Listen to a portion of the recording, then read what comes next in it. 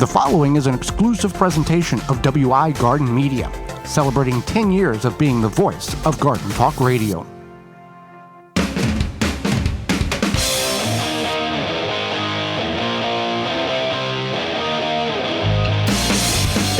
Coming up on the program today, we're going to discuss building your soil before you have to buy some, as well as making raised beds. And we'll answer your garden questions. The hour is full, so join us. You are listening to the most informationally packed hour of garden-focused radio in the country and on the internet with your host, husband and wife team Joey and Holly Baird. This is the Gardening with Joey and Holly radio show. And welcome to another edition of the Gardening with Joey and Holly radio show. Happy to have you along. I'm your host, Joey Baird. Beside me is my wife, co-host, best friend, and gardening partner, Holly Baird. This program is for you, about you, to help your garden grow better, to maintain your landscape, grow healthier trees, make your grass look greener, as well as preserving what you grow. Happy you're tuning in, whether you're doing such on one of the multiple AM and FM frequencies, broadcasting our program here in 2026 through a radio app, through our parent website, thewisconsinvegetablegardener.com, under the Season 10 tab at the top of the page, podcast replay, or in-studio video replay. Thank you so much for being part of the show. You want to partake in participation, which is a welcome. You can do such at gardentalkradio@gmail.com. That's send us an email, gardentalkradio@gmail.com, or you can give us a call toll-free, coast-to-coast at 1-800-927-SHOW. That's 1-800-927-7469. Before we get in the program, Holly, it's time for this week's Joke of the Week. So why did the asparagus take up gardening? Why did the asparagus take up gardening? It had deep roots. It rooted. It wanted to connect with its roots. Oh, it wanted to connect with its roots. Okay. This week's garden joke is brought to you by Rescue.com, American-made rescue products. Keep your family, home, and yard protected from pests such as wasps, hornets, yellow jackets, flies, ants, and more. Learn more at Rescue.com. That's RESCUE.com. Now, I don't know these before you tell them, so I don't ask, I don't look. I want to be as neutral to the information as the listeners are as well. Right. I usually put the joke in kind of right before we go on the air. So. All right. Well, making compost. First of all, we're never going to make the amount of compost that we want to make. That we need to make. That just is not going to happen. Right. So, that's very true. And you want to. But it doesn't mean that you shouldn't make compost. No, absolutely not. You any form of making compost is good, whether you're large quantity or small quantity. So we're going to go over here some of the ways in which what we need to know before, what can we put in the compost pile and what shouldn't. Let's start with that. Well, even before that, what is a compost pile? What can we design it as? So a compost pile could be any type of pile or what's it called? Device? No, vessel. Okay. That you put your compost in. And now there is different types of composting, like worm composting. And then there's like the one where you bury it. Trench composting.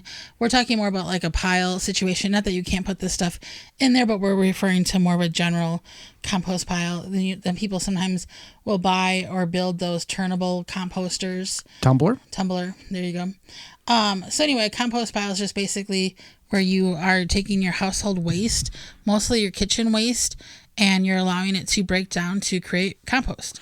Now, there are certain things in that genre there that you should and shouldn't put in. Number one, we want greens and browns, nitrogens and carbons. Right.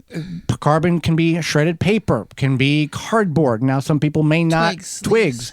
With some of this material like the cardboard, there is glues that is toxic, and some people may find that to be too inorganic in order to incorporate into the compost pile. Others will just throw it through the shredder or tear it up or mulch it through the lawnmower or mechanical means and shove it on the pile and be done with it. Twigs are another one. Leaves, regardless of what you are putting into the pile, if you're wanting it to break down quicker, the smaller the particle, the quicker it's going to break down.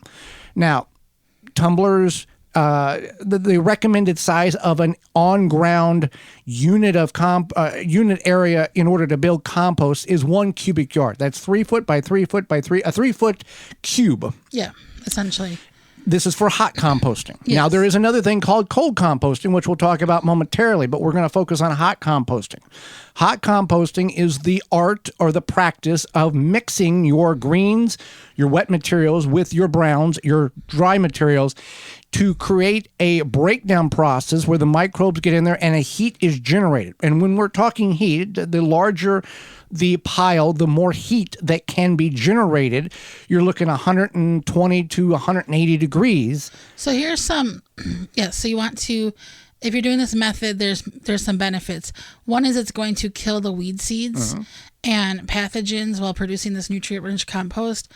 You do have to be a little bit more aware, baby it, feed it, etc. to keep turn it to keep it that hot compost. But sometimes you'll see, if you ever watch gardening videos, you'll see people who are turning their compost and it's steaming. That's a hot compost, and it's because that the nitrogen material is allowing it to break down and make it hot. Now, we've talked to composting manufacturers local in our area, and they have talked, and these are giant windrows, that's about 9 foot tall and 10 foot wide, and they have a machine that comes in and stirs this up.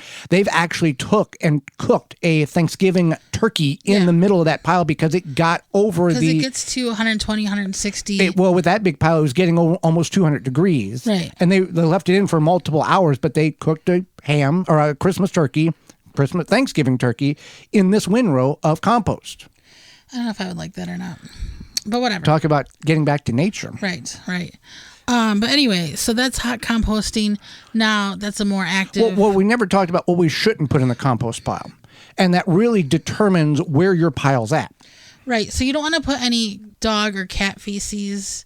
Period. Regardless. Yeah. No matter if you're hot composting or cold composting. And then also anything like, depending on where you are, but you don't want to put any bones in there, like chicken bones or, steak bones, I guess, or whatever, because that will typically attract animals, and you don't want that, especially if you are in a more urban setting. As cute as it is to see, little Ricky Raccoon, you don't want him with his people hands. I say this as I'm the one who feeds the squirrels, and there's clearly been a raccoon on our porch, and I think he ran off with my paper bag. Okay, but anyway, was he going to do some holiday shopping? I don't know, but it's missing, and I don't think the squirrels took it. Anyway. Use it for bedding in the house. I don't know, but anyway, back to composting.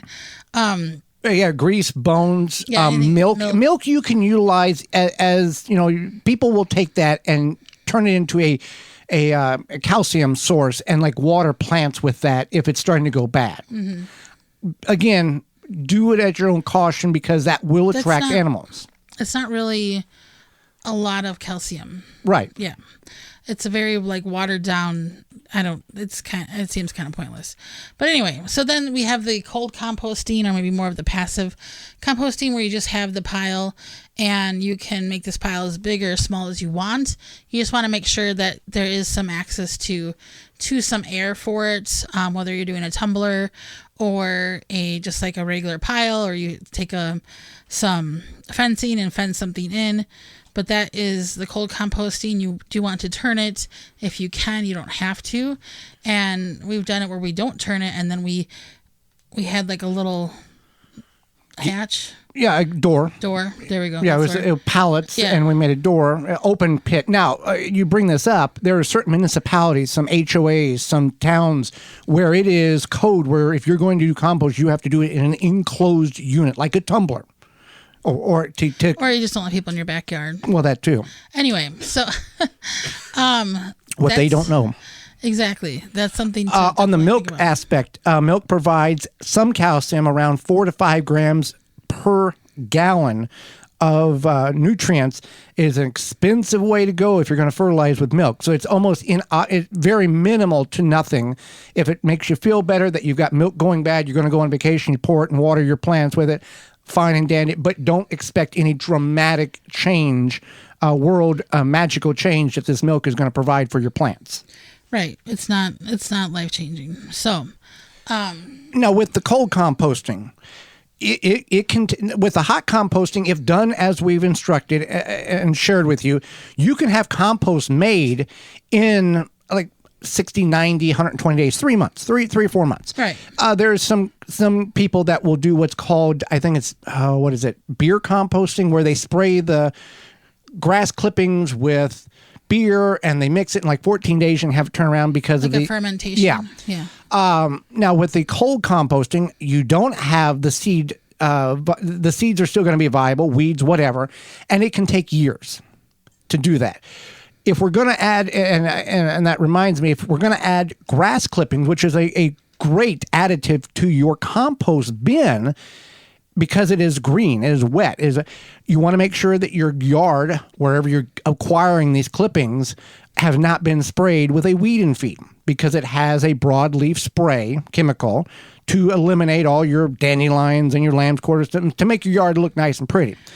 With that being said, yeah, you want to be aware of what's being sprayed around wherever you are collecting the yard waste, and or even just in your own garden. If you feel that, especially if you're not doing hot composting, if you had a diseased plant or some sort of pest and you're like, I don't know if this is going to cause further problems down the road if I compost it, then don't. Just put it into some black trash bags and throw it into your trash, because you don't want to keep spreading whatever that is. And with that chemical, with that weed and feed, you can put it in and we've done garden talks where individuals have come up and said their whole garden is no good. And we started doing the investigational work.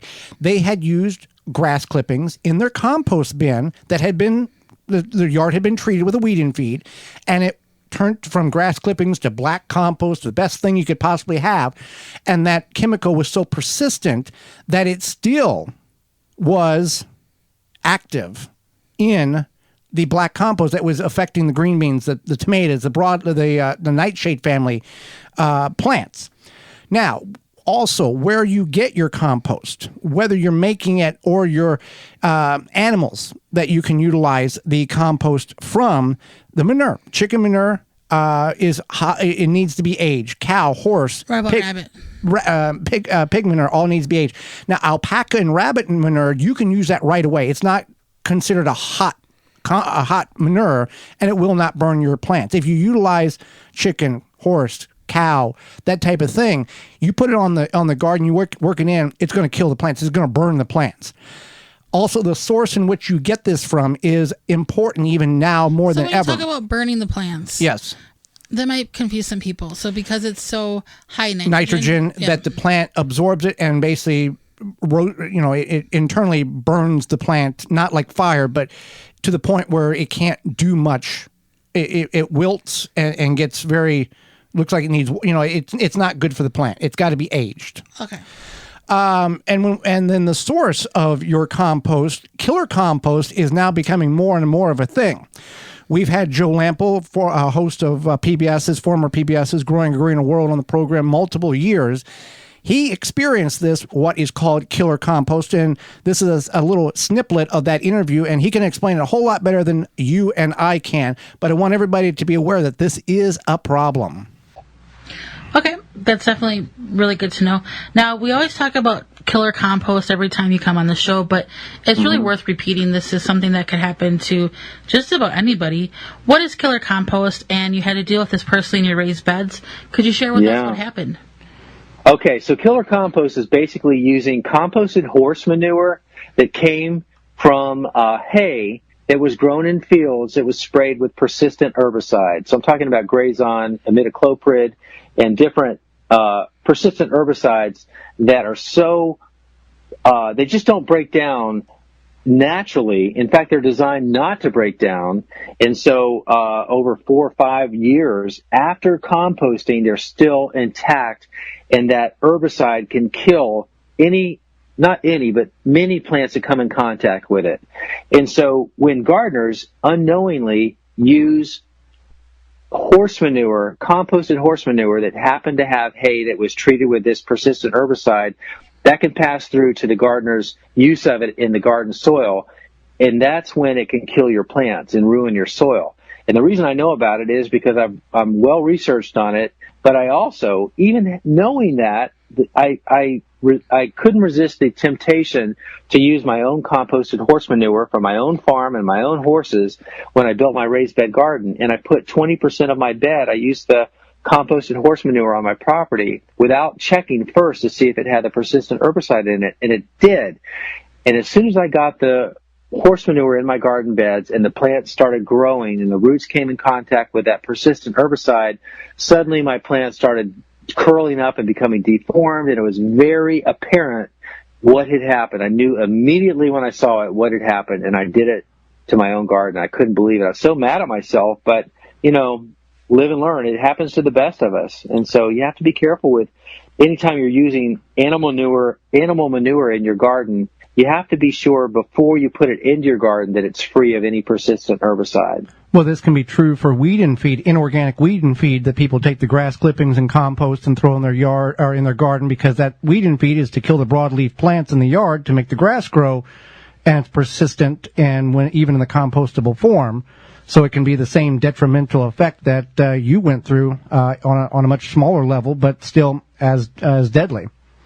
It can be the same. The difference is that the type of herbicide that's sold commercially for agricultural use, for example, for farmers that are growing out grass for hay harvesting, that herbicide is less available in the consumer market and more for the commercial market, and that is the type of synthetic herbicide that is incredibly persistent, much more persistent than what you or I might purchase in a garden center or a nursery, but the result can be definitely the same. The difference is the duration or persistence of the herbicide on the commercial level. So that's something to be aware of. And the hot composting or the hot manure is because the high ammonia or nitrogen and salt content that the plant will absorb, and the plant will take it up in the roots. Foliage will leading to browning, wilting, and eventually the death of the plant if you're using a hot manure and it hasn't aged. So a lot of information there. We appreciate Joe coming on the program every now and then in order to share information just like that, and we hope that we have enlightened you in some of the do's and don'ts and awareness when it comes to building or making your own compost for your garden. Hang out with us. When we return, we're going to be discussing how to build raised beds. You're tuned into the Gardening with Joey and Holly radio show. Have a garden question? Give Joey and Holly a call now or anytime 24/7. Just dial 1-800-927-SHOW. If you can't get through, leave a message and they will call you back. Call now, 1-800-927-SHOW. We are in the dead of winter, but it's not too early to read up on the best products to control beetles and grubs in your yard and garden. You're right, Joey. Before we know it, the temperature will rise to 55 Fahrenheit plus, and those grubs will become active again in your lawns and gardens. Make sure you use safe, high-performing products like Grub Gone and Beetle Gone so you, your kids, and pets can safely enjoy your yard without sharing it with beetles and grubs. Grub Gone can be applied to the turf to control grubs, reducing turf damage and lessens the impact that beetles have on your yard in the summer. Easy to use. Apply with any commercial spreader and irrigate into the soil. Biological that specifically targets grubs without harming soil beneficials like earthworms. And use Beetle Gone in your garden soil to control grubs, or later in the summer to control beetle invaders without harming bees, ladybugs, insects, butterflies, etc. These are the only non-chemical products that work. Find out more at BeetleGone.com. Say goodbye to weeds. Easily remove them, roots and all, with the unique design of the Cobra-Head Hand Cultivator, recognized as the world's leading hand weeding tool. Simple design, lightweight, made from forged tempered steel for easy extraction of weeds, plant seeds, rows, and more. Visit CobraHead.com and use coupon code SOIL for 10% off your order at CobraHead.com.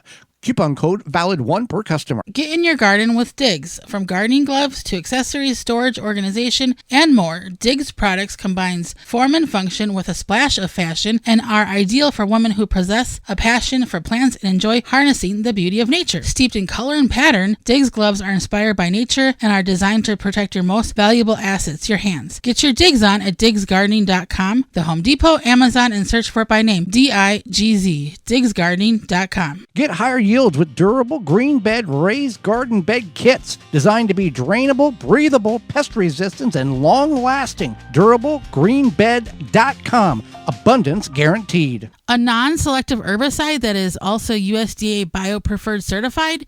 You bet. Say goodbye to Roundup and hello to No More Weeds by Naturally Green Products.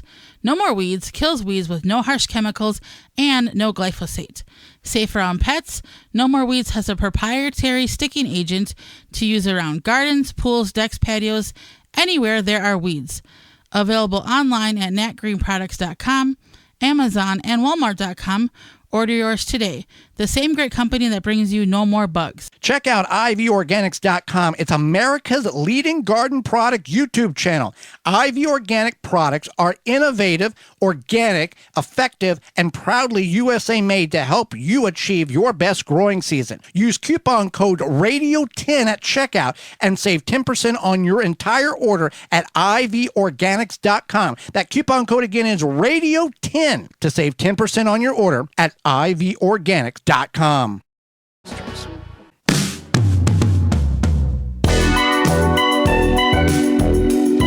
Welcome back to the Gardening with Joy and Holly radio show. Happy you allowed us to be part of your day just for a little bit. One more information about those companies that you have just heard and their coupon code availability. Our parent website, thewisconsinvegetablegardener.com. Underneath the money tab at the top of the page, we'll have the coupon codes and listings of all the companies that are part of the program under the season 10 tab at the top of the page.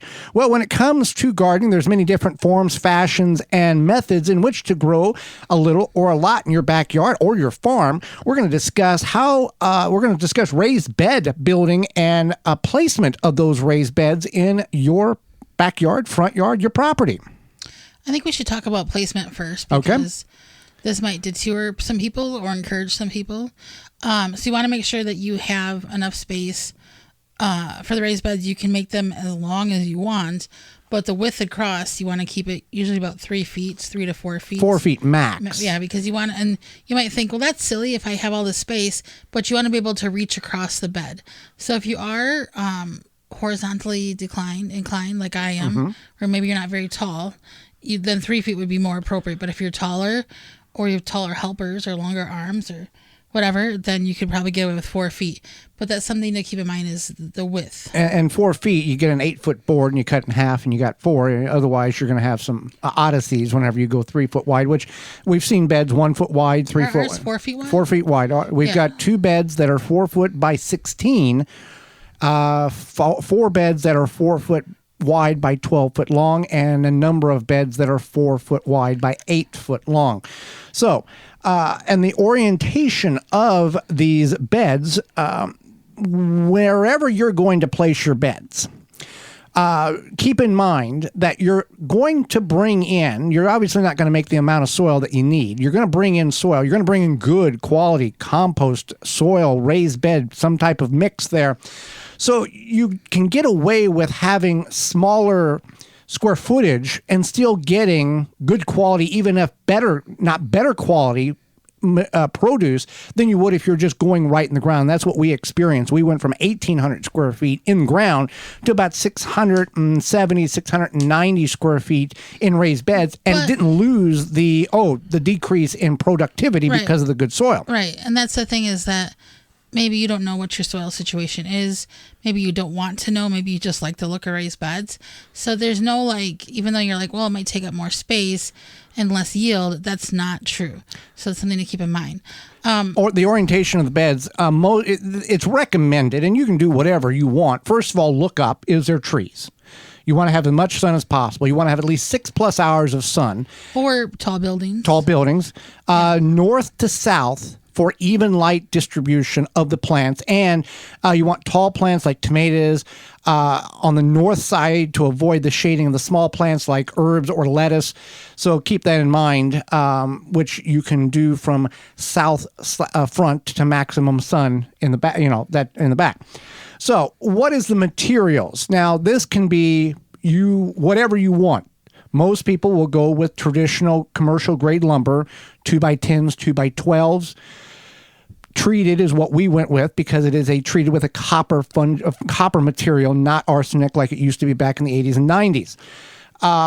Some people will go with traditional, just untreated pine. And you can use a product called Timber Pro Coatings USA that preserves the wood from the inside out and never wears off. People use this for the raised beds, their decks, their chicken coops, any outdoor wood surfaces. Works great. Timber Pro Coatings USA is the product. Another thing to consider is height. How much? Well, height, right? Yeah. You want to make it sure it's at least 10 inches. I would go 10 inches, but some people will have them 2.5, 3 foot tall too. The highly elevated. Like the elevated. Right. Well, some of them have legs and other ones just have a very tall wall and they can lean over and then they have to do a lot of filler in order to get that. Yeah. I was going to say, you have to consider the filler, which is what I was going to talk about next. But height is important. So anything what works for you is maybe you build a platform. Maybe you just utilize them as a traditional kind of looking raised bed where they're about 10 to 12 inches deep. But you do want at least 10 inches because of the roots for the plants. And then also if you're growing any sort of root crop that provides you with enough depth. And then you want to think about, especially before you do this, how much compost will you need or how much filler, how much raised bed mix, whatever it may be, because that's the part that is an initial investment. Right. Well, let's talk about filler. If we're making beds, let's say they're 18 to 20 inches high, and you only need 12 inches of soil, and you just want to have it high enough that you can sit on it. If you have mobility issues or a situation where you want to sit on it, have a ledge, whatever the case is, there's things in which you can put in the bottom of these raised beds that is appropriate. Rotting, decaying logs. You don't really want to put leaf debris or lawn clippings because they're going to break down and the level of the soil would decrease rapidly. We don't want to put styrofoam or aluminum cans or items like that in the bottom of anything to try to raise up. Don't dump your recycling bin in the bottom. Right. But my recommendation would be find old rotting logs, and it kind of turns into a hugelkultur type of situation. The benefit to the rotting logs is as you water, they absorb the moisture, and as the soil dries, the moisture wicks out of the log and wicks up into the soil. So that's one way to go. But traditionally, our raised beds are 12 inches high, and we just put it right on top of the grass. Now, that can be a challenge, and we had challenges with that. You can do several layers of cardboard on the bottom to try to suffocate that grass out, or in our case, we had thistles that really was a problem for about a year until we stressed the thistles out and they died. How did we stress the thistles out without spraying them? We simply went down as far as we could in that 12 inches until we hit the native soil, snipped them off, or shoveled, cut them off, and then pulled them out. And after about 3 times, they just didn't have the energy because they had no sunlight, and they choked out. Yeah. Choking out the thistles. And then what about gophers? Let's talk about so if you have like some sort of, I think this also includes like moles and voles. Correct. Too. Yes. If you do have that known issue in your yard, you'd just want to take what they call hardware cloth, and then before you put the bed down or during or whatever, you want to put that down, and then that will prevent those moles, voles, gophers, what have you, from being able to tunnel underneath and then going into your raised beds from below. Yeah, you'll staple it or nail it to the bottom of the raised bed, invert it, and then you don't have to. You can just raise it up and lay it underneath. It's going to be fine like that. TimberProCoatingsUSA.com is the company that provides the internal wood stabilizer.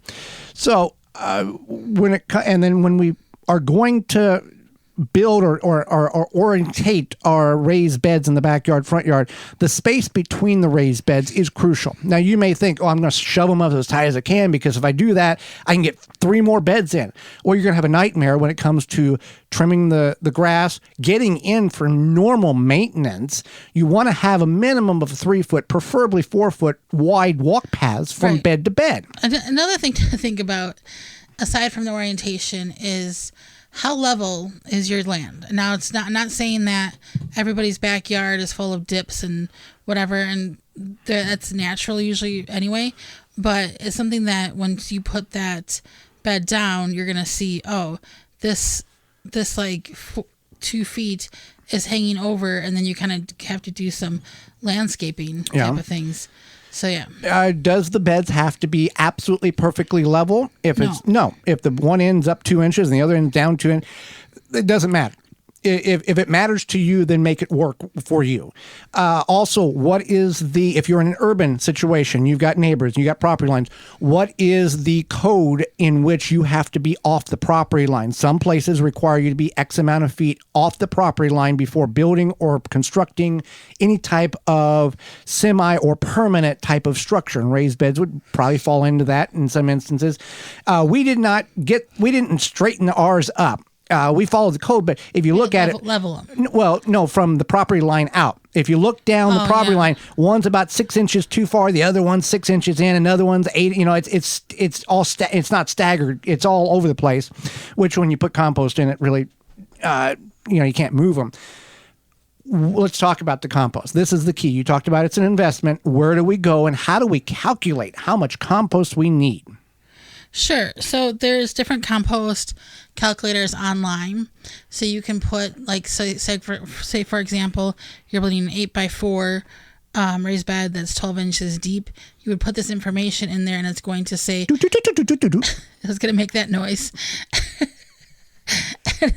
It's not going to. What is it? The late 90s, early 2000s, and then it's going to tell you, okay, you need X amount of blah, blah, blah. You need 5.42 cubic yards. Cubic yards of compost. That is measured in cubic yards. But this is helpful to know because you need to, unless, I don't know, maybe you own a truck, who knows, but you need to get this typically delivered somehow.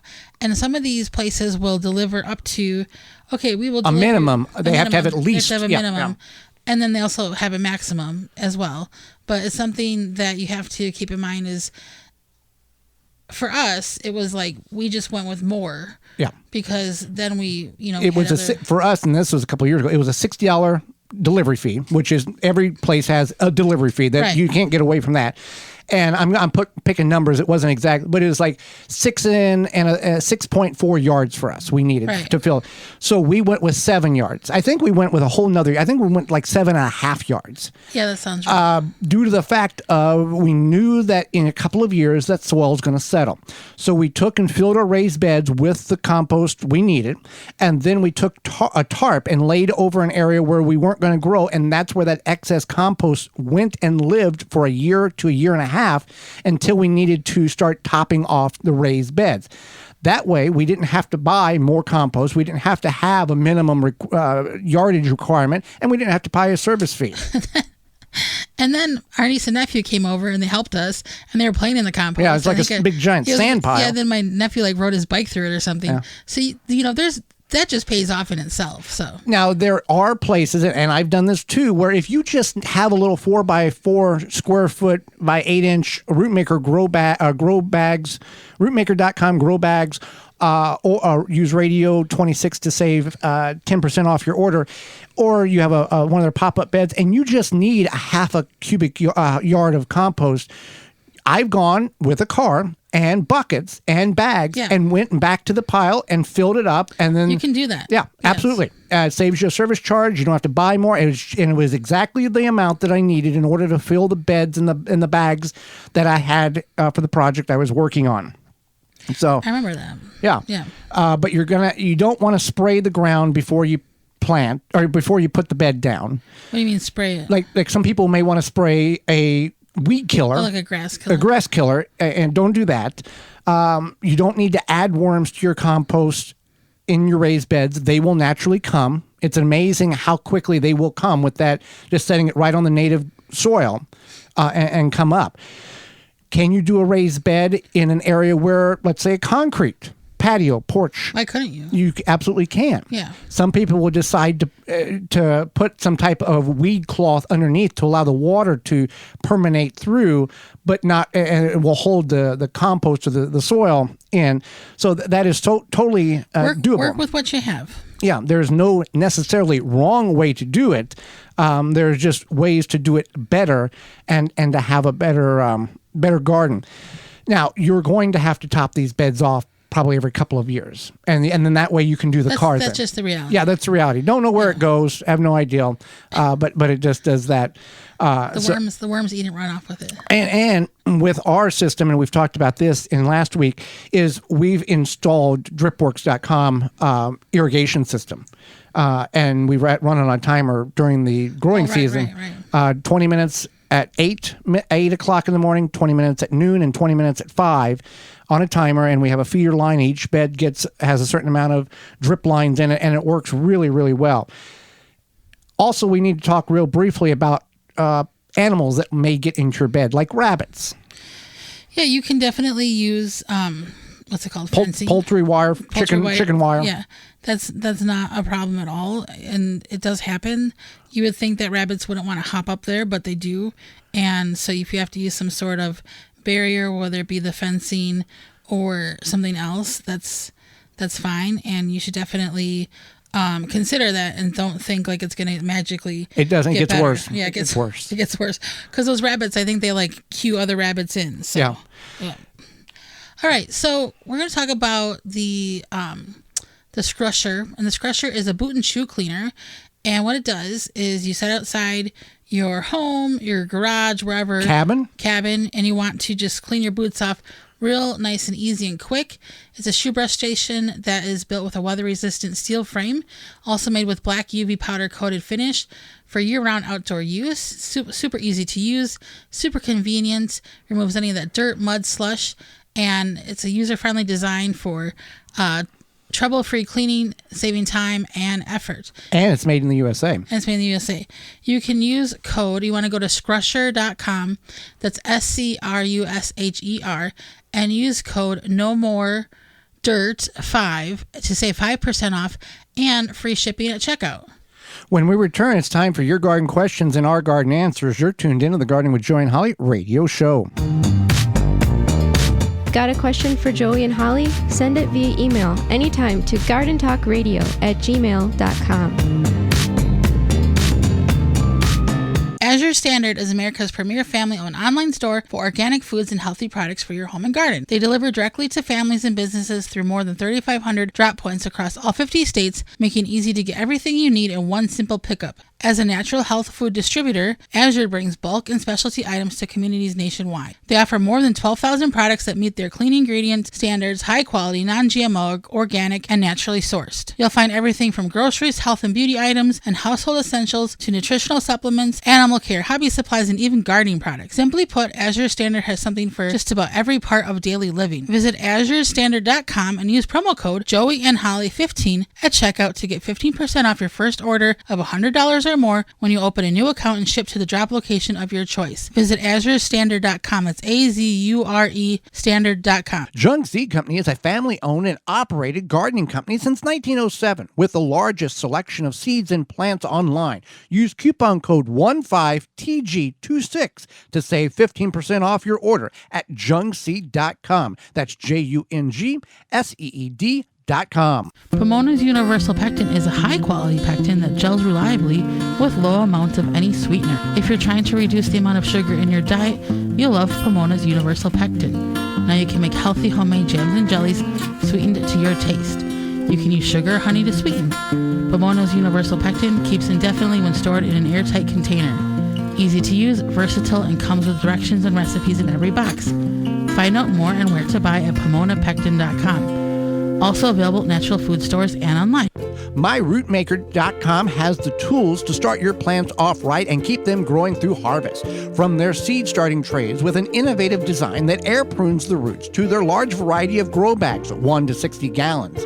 Get the harvest you've never seen before. Visit MyRootmaker.com and use coupon code RADIO26 to save 10% off your order at MyRootmaker.com. If you could double the life of your raised bed boxes by sealing the wood with a clear, non-toxic wood preservative, would you? Well, now you can with a clear, penetrating product called Internal Wood Stabilizer. It's 100% non-toxic and easy to apply. Seal your untreated wood surfaces, even chicken coops, by spraying on Internal Wood Stabilizer. It's invisible, seals the wood from the inside out, and never wears off. Recommended by organic gardening experts. Internal Wood Stabilizer. Check it out at timberprocoatingsusa.com. Make watering easy. DripWorks provides quality drip irrigation supplies and equipment to gardeners just like you for all your growing needs across the U.S. and Canada. Purchase online at dripworks.com. Save your back. Easily and quickly remove trees and shrubs from your property with the Weed Wrench. Find it at weed-wrench.com. Made in the USA. Use coupon code JOEY to save $10 off your Weed Wrench at weed-wrench.com. Wind River chimes will always be the inspiring harmony.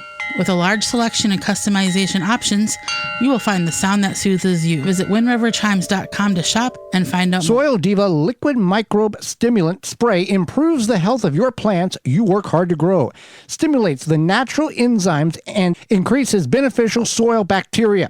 Go to soildiva.net. Soildiva.net. Welcome back to the Gardening with Joy and Holly radio show. Happy that you're part of the program today and tuning in to keep us company and hopefully learn a little bit to help improve your garden this year. It's time for your garden questions and answers, but first, a word from our good friends at scrubbysoap.com. You know, Joey, you know how I have like a million hobbies? Yes. Most of them involve Getting dirty. And Scrubby is a perfect solution for somebody like me, or maybe you have an artist friend or a crafty friend or a friend who likes to work on cars. Or you just have dirty hands from being in the garden. Yeah, I have dirty hands from being in the garden. A Scrubby is a natural soap with a scrubber inside, and it fills the entire part of the bar. So rather than using harsh synthetic cleaning agents, they use citrus oil, and so this combination of the citrus oil and the scrubber creates the ultimate soap for removing dirt, grease, oil, paint, anything. And it's not just for your hands. You can use it to clean your paintbrushes. So it's good for artists, painters, gardeners, mechanics. Remove that grease and grime. And then the natural citrus oil, which I like to hear because a lot of this stuff really dries out your hands. Uh-huh. And also, you know, sometimes your brushes, you are deep in a project and you kind of forget about them, and you come back and you're like, this will help kind of clean a lot of that stuff off and break it down as well. Break it down. So no sponge needed, which is even better. One less thing for you to keep track of when you got to keep track of all your other hobby supplies.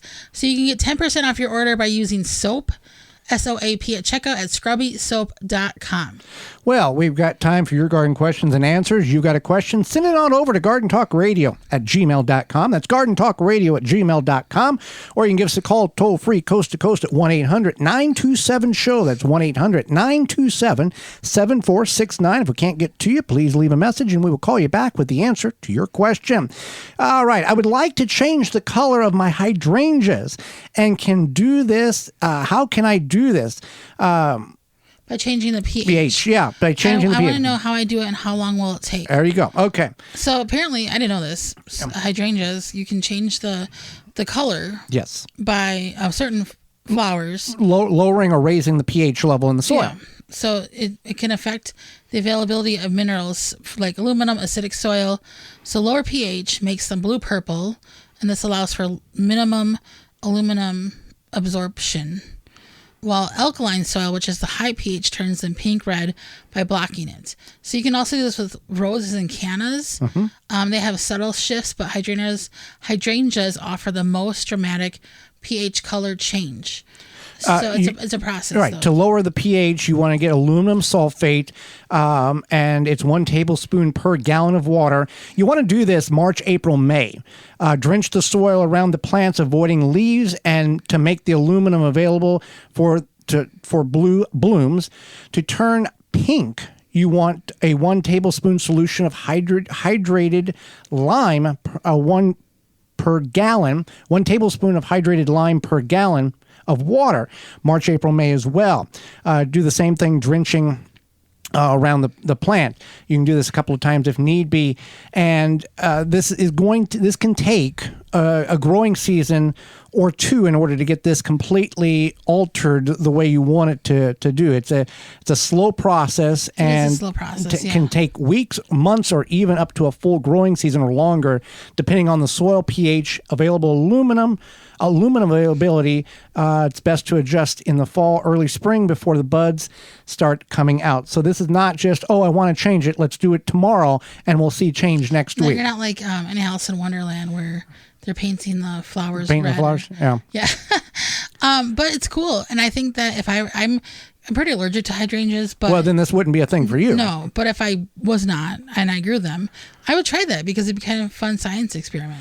All right, next question. I often get sprouted onions in my kitchen. I've thought about planting them. Would I get an onion, or would I just get seeds? Is it worth my effort?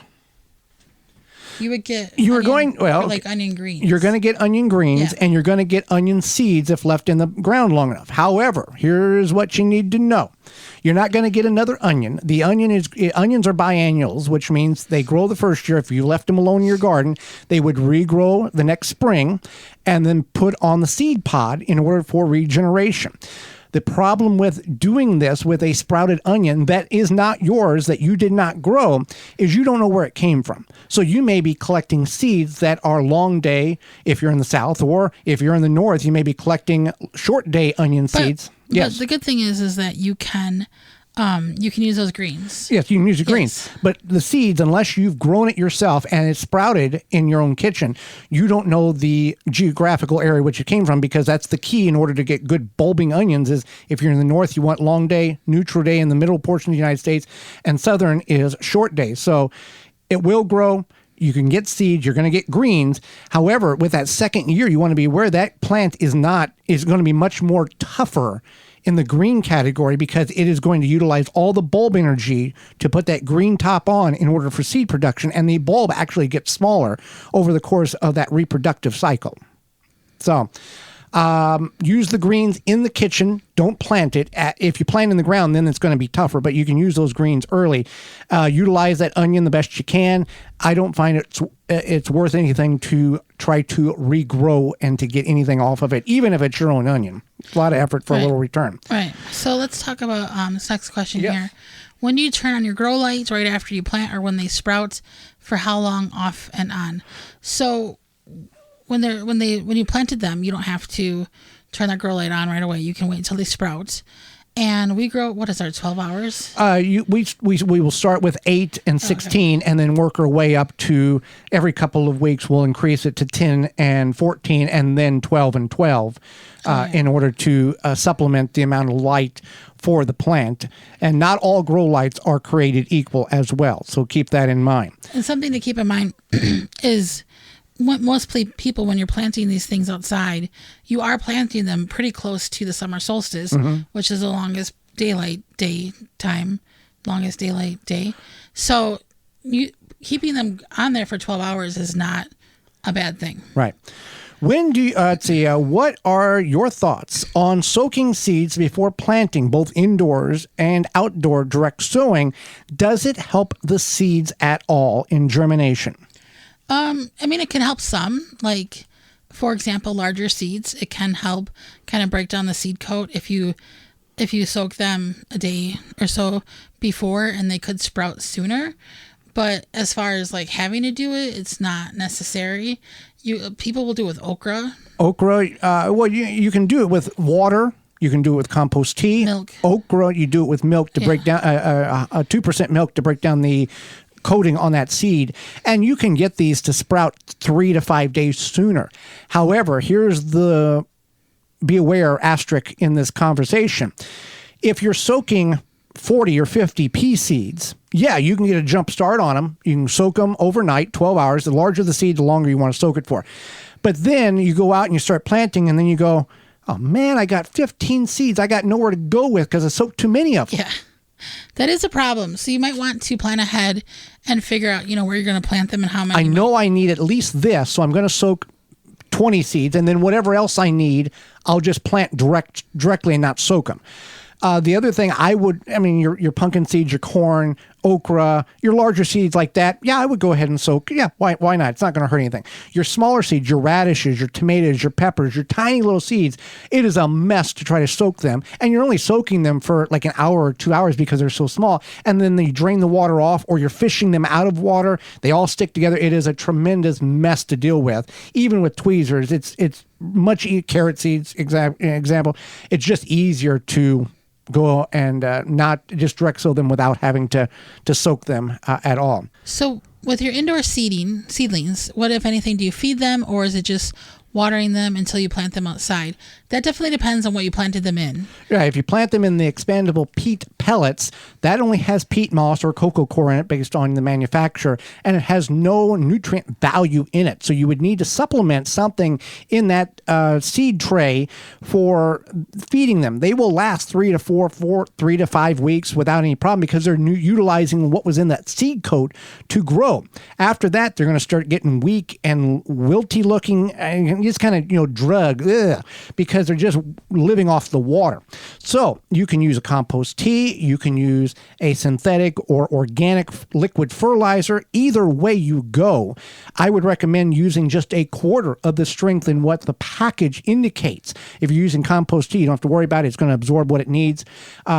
But a quarter of the strength of what the package indicates in order to have successful seedlings before you take them out and plant them. If it's going to be a long duration, go ahead and take them off the peat pellet, take the netting off, and put them in actual growing cell and fill them with a potting mix or a compost mix to get them going till the time you take them out, if it's multiple weeks from the time of planting. You got time for one more. All right. Can I plant my pumpkins and zucchini close to one another this spring, or will the cross-pollination cause me to get weird produce? You can plant them close to one another. Yes, they will cross-pollinate, but that will only affect the seeds internally and will not affect the produce that you're going to receive this fall. But then if you save the seeds, that then could be a you problem. can have some kind of morphation of a, pumpkin pumpkin. It really, there's a pumpkin. Yeah, it's very lacking in flavor. It's very. We had some spaghetti squash that we had purchased seeds from an old a different company, and they crossed. They were like a zucchini. Zucchini. They were like a zucchini pumpkin cross. Had no flavor. Very spongy. It was really. It looked exactly like.